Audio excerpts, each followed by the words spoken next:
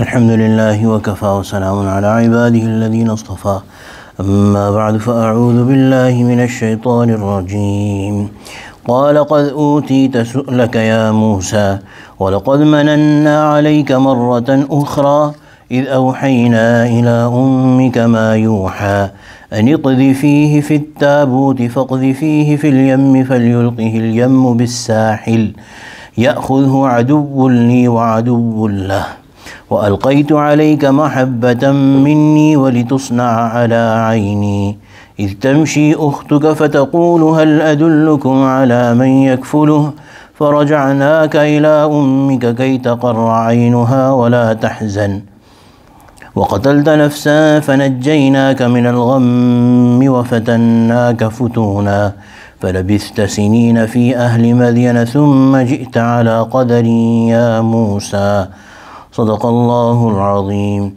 وبلغنا رسوله النبي الكريم ونحن على ذلك من الشاهدين والشاكرين والحمد لله رب العالمين.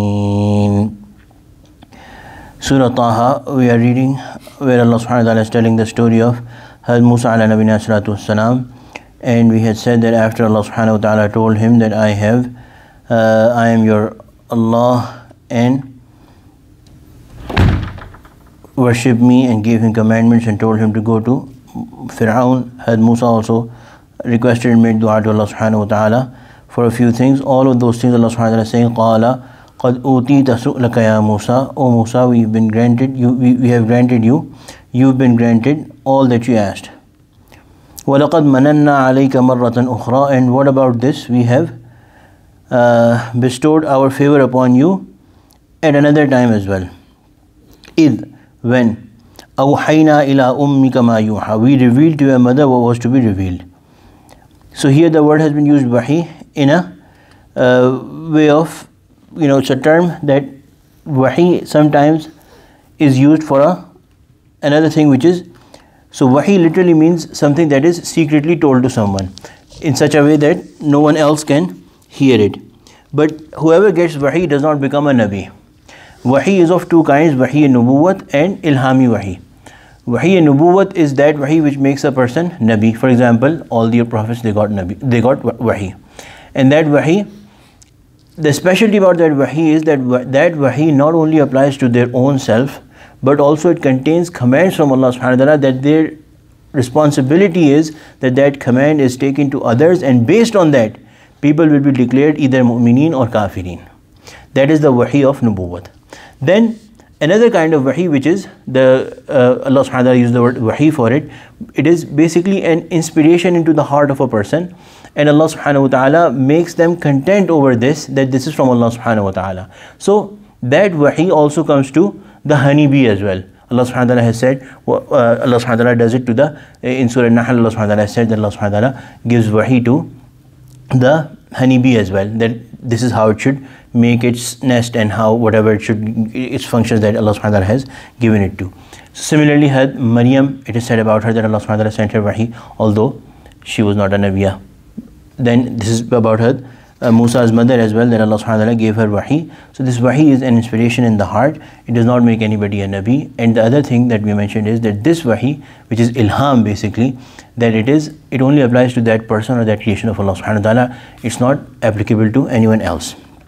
So the wahi nubuwat, the wahi of nubuwah, it has ended with the Prophet sallallahu alaihi wasallam. After the Prophet sallallahu alaihi wasallam, nobody is going to get that wahi.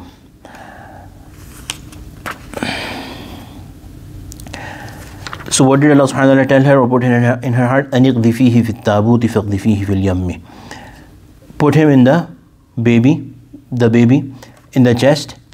فَاقْذِفِيهِ فِي الْيَمِّ. Then cast that chest into the river. فَلْيُلْقِهِ الْيَمُّ بِالسَّاحِلِ. And let the river throw it by the shore. يَأْخُذْهُ عَدُوٌّ لِي وَعَدُوٌّ لَهُ. It will be picked up by the one who is enemy to me and enemy to him. وَأَلْقَيْتُ عَلَيْكَ مَحَبَّةً مِّنِّي. And I had cast love on you from myself. Allah subhanahu wa ta'ala is saying to the Prophet Musa alayhi salatu wasalam, وَأَلْقَيْتُ عَلَيْكَ مَحَبَّةً مِّنِّي وَلِتُصْنَعَ عَلَىٰ عَيْنِي. And you might be brought up under my eye.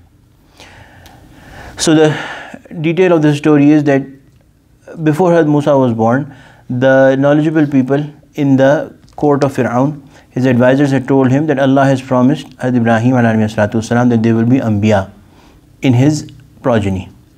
And Bani Israel, we know, are the progeny of Hazrat Ibrahim alayhi salatu wasalam. So it is obvious that somebody will be among them and they will finish you off and your claim to godhood, because the true prophet is not going to believe in you, and he is going to tell Bani Israel to not listen to you. And the Bani Israel were subordinates, and they were basically slaves to these Fir'auni people, the Qibti people. So then he asked them that what is the suggestion, that what should we do? So they said that we should basically kill all boys that are born, because the Nabi is always a male, so we should kill all boys from Bani Israel as soon as they are born. And then he appointed people who would keep inquiring in houses, and whenever a baby boy will be born, that baby boy will be finished off by them. But then the concern grew that if we keep killing the slaves and we do not have any male children, they do not have any male children, then how will we have future generations of slaves? That if all boys are killed, they will not have any males, then who would serve us? So then they decided that one year we'll kill all male boys and the other year we'll let them live. So there would be a replacement of their older people to become our slaves as they grow up. So Harun alayhi salatu wasalam, the brother of Hazrat Musa, he was, in narrations it is said that he was born a year before Hazrat Musa, and he was born in that year where all babies were going to be saved, not killed. But the wisdom of Allah subhanahu wa ta'ala has said that Hazrat Musa was born in that year where it was supposed, every baby was supposed to be killed. So Hazrat Musa's mother, Allah subhanahu wa ta'ala put in her heart, she became very worried. Allah subhanahu wa ta'ala put her in her heart that she closed the baby, put the baby in a chest, closed that chest and sent it to the river, put it in the river Nile. And the river Nile had one offshoot, one tributary that also flew close to, flowed close to the castle of Fir'aun. So Hazrat Musa, he with the river, he reached that part, and the servants of the wife of Fir'aun, they were there. Those servant girls picked up the chest and said that we'll open it, maybe it contains some treasure. But then they said that we're not going to open it, we are not going to open it, because if it contains some treasure and we take it to our master, the wife of Fir'aun, she might think that we have stolen from it and then given the rest to her. So let's just take it as it is. And they took it to Hazrat Asiya rahimahullah, that opened this. And as soon as she opened it, Allah subhanahu wa ta'ala is saying that وَأَلْقَيْتُ عَلَيْكَ مُحَبَّةً مِنِّي. Allah subhanahu wa ta'ala created such an effect on the face of Hazrat Musa Nabina salatu wasalam, the person of Hazrat Musa Nabina salatu wasalam, that she felt an immense love, such a love that she had never felt for any child before. So she basically lost control and could not control herself, and then she basically took it to save this child from the people who were appointed to kill, and took this child to Fir'aun and persuaded him to let this baby live. Then what happened was that this is how he reached the house of Fir'aun. But then all babies need to be fed by their mother, and any woman that would want to give milk to Hazrat Musa will not take milk from her. So Fir'aun and Hazrat Asiya rahimahullah, they became very rahimahullahi alayha, they became very worried, and they sent their servants out into the market that take this baby and go to the market where there is women who take care of children, and find somebody, try and test anybody and everybody whose milk, from whom this baby will actually accept milk. So they went, and in that market, and in some narration it is said that in the court of Fir'aun, Hazrat Musa's sister actually came. And how she came was that the mother, although Allah subhanahu wa ta'ala had told her that Allah subhanahu wa ta'ala is going to return Hazrat Musa to her, but after she had put him in the box, she became worried, and shaitan affected her, and she started thinking that my baby is gone. She started becoming very worried about the baby, which is natural. So she also went out. She has actually sent her daughter, the sister of Hazrat Musa, to find out, inquire about what happened to the baby. And then this news had spread that the wife of Fir'aun has found a baby and she really loves it, but nobody's milk is being accepted by the baby. So this sister of Hazrat Musa, she went to these slave girls either who were looking for somebody to give milk to Hazrat Musa, or to the court.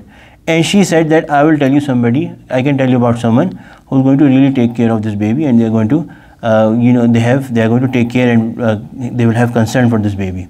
So when she said this, she was a simple woman too. When she said this, the people actually understood that somehow this girl is related to Hazrat Musa, because so far Hazrat Musa was a mystery child. So they said that find out about her, this is probably related to her.